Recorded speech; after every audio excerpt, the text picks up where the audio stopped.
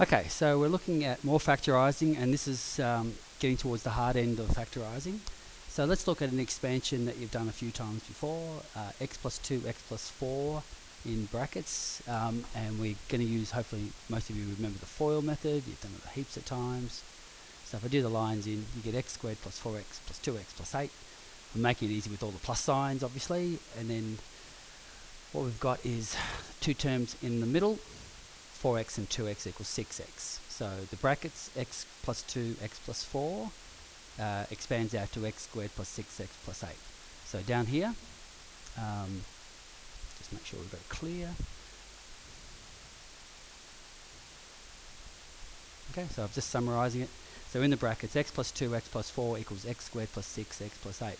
So moving from the left to the right is expanding, and what we're going to learn in this next lesson is going backwards from the right to the left, going from x squared plus 6x plus 8, going back to the brackets, and that is called factorising, and that's what we're going to learn today. Okay, so looking at the next slide, again, just another example, just so you know you've done it a time. So FOIL, you get that expression there. That's not too hard, got plus signs all over the place. And then the two terms here add together to get 9x. So the brackets equals that expression. So going from the left to the right is expanding, and what we're going to learn is going from the right to left, which is factorising. It looks like it's difficult, but I hope it'll be okay. So if you want to copy any of that down, that's fine, but you've had plenty of practice doing that. So before we start, I want to see how numbers combine with each other. So I want you to just think for a minute of two numbers that, in the first one, I want two numbers that add to 6, but those two numbers must multiply to 8. And then the second one, I want you to think of two numbers that add to 9, but they also multiply to 8. So just think of two numbers, and for A and two numbers for B, pause the tape, write it down, and when you're ready, come back. Okay, this part here is the clue. So there's only 8 times 1 or 4 times 2 that multiply to 8, either the first one or the second one. Okay, there's only 8 times 1 or 4 times 2 that multiply to 8. But in this first one, I want the numbers to add to 6. So that means the two numbers are 4 and 2. And the second one, the numbers have to add to 9. So this time the numbers are 8 and 1. Okay, so that's pretty straightforward. At this stage, you haven't made any connections, so you're just thinking of numbers that multiply to something, and then they have to add to something else. So multiply to 8, add to 6, multiply to 8, add to 9. How does it all connect? Let's have a look at the next slide. So let's connect what you've just done with what you're factorising. So the first one we did today was x squared plus, x plus 2, x plus 4 equals x squared plus 6x plus 8. So just a little pause there in case you're wondering. Someone came in. Okay, so we've got the brackets. Now this thing over here, x squared plus 6x plus 8, that's called a quadratic expression. And we call it a quadratic because the highest power of x, the number is a 2. So we call that a quadratic expression. If it was a power of 1, it's called the linear expression. If it's a power of 3, it's called a cubic expression. But right now, they're just called quadratics because the highest power is 2. So you're looking at how we connect it. So what two numbers add to 6 and multiply to 8? We did on the previous page, 4 and 2. 4 and 2 multiply to 8 and they add to 6. And if you look at the brackets, there's the 4 and there's the 2. So what that means is if you've got x squared plus 6x plus 8, the answer is plus 4 and plus 2. Okay? So the pattern is, look at the number at the back, which is an 8, and what two numbers multiply to 8 and add to 6. Okay, copy that down and then go to the next example. So again, this is the second one we did today. X plus 8, x plus 1 equals x squared plus 9x plus 8. It's called a quadratic expression because the highest power is 2. And again, we're looking for two numbers that multiply to 8 and add to 9. And the two numbers are 8 and 1. And by coincidence, look at the brackets. So x squared plus 9x plus 8 equals x plus 8, x plus 1. Okay, let's look at another, copy that down and then come to the next page.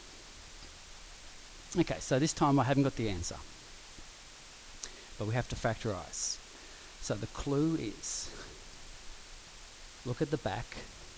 We're looking for two numbers that multiply to 12, and then they have to add to 7. So this is the strategy. 12 times 1 is 12. 6 times 2 is 12. 4 times 3 is 12, and that's all you've got. Now, of those pairs, which pair adds to 7? The answer is the last pair.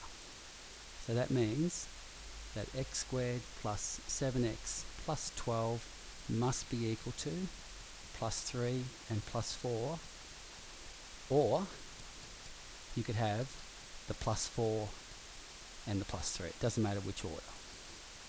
Okay? Copy that down and look at another example next. Okay, so x squared plus 5x plus 6. We're looking for two numbers that multiply to 6, that add to 5. So write down the numbers that multiply to 6. 6 times 1 is 6. 3 times 2 is 6. That's all you've got. Which of those numbers add to 5? And the answer is the last ones do. So that means that x squared plus 5x plus 6 must be equal to 3 and 2, or you could have 2 and 3. Okay, copy that down. We have to do some negatives. Next one. Okay. So what two numbers multiply to give minus 8 that add to give minus 2? So this is harder, so let's just be systematic. I'm going to pause. If you want you to pause, I want you to think of the numbers that multiply to give minus 8 and add to minus 2. Pause, have a go, and when you're ready, come back live. Okay. Well, 8 times 1 equals 8, so that's the wrong answer because we want a minus 8. So let's just change the order. If we've got 8 times minus 1, that's okay. Or we could have minus 8 times positive 1. So they add to they multiply to give minus 8. So let's just leave them in. 4 times negative 2 minus 4 times positive 2. They equal minus 8. There's no other pair. So just remember, the first pair doesn't work because a positive times a positive is a positive. So the first one's wrong. But the other pairs are all okay. So which of those pairs gives you a minus 2? Have a think about it and then put a tick against the right one. When you're ready, come back live. Okay. This last pair adds to minus 2. When you add those numbers, you get minus 2. So that means that x squared minus 2x minus 8 must be equal to x minus 4 and x plus 2, but is not the same as plus 4 and minus 2, because that won't give you, if you have those numbers, you'd end up with a positive in the middle. So it's not the same. So this answer is the correct answer. Okay, we just had a little interruption with the announcement of the PA, so copy it down and come to the next slide when you're ready. Okay, so we're looking at second last slide or so. Okay, so this time we need two numbers that multiply to give positive 2, but add to give minus 3. So, for instance, 2 times 1 is 2, but 2 plus 1 equals 3, and so that's completely wrong because we want a minus 3. So if we just change it to minus 2 and minus 1, we get a positive 2, and when you add those together, you get minus 3, and that's what we wanted. So x squared minus 3x plus 2 equals minus 2 and minus 1. So the minus signs are the ones that can give us the most problems. So on the next slide, I've got a summary. Copy that down and then come to the next slide when you're ready.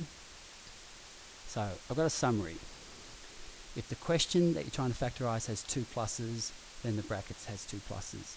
If it's a minus and a plus, it's two minuses, because the two minuses multiply to a plus, but two minuses add to a minus. And then if the question has a minus at the back, then you have to have one plus and one minus. Okay, and they're the ones that cause us most grief. So copy that down, and when you're ready, come to the next slide. So there's the exercise to do. There's plenty of practice, more than enough. Okay, the positive, the plus ones, they're the easy ones. Okay, but the ones with minus signs, they're the ones you have to practice. Practice, practice, practice. Okay, so that's the lesson. Thanks for coming.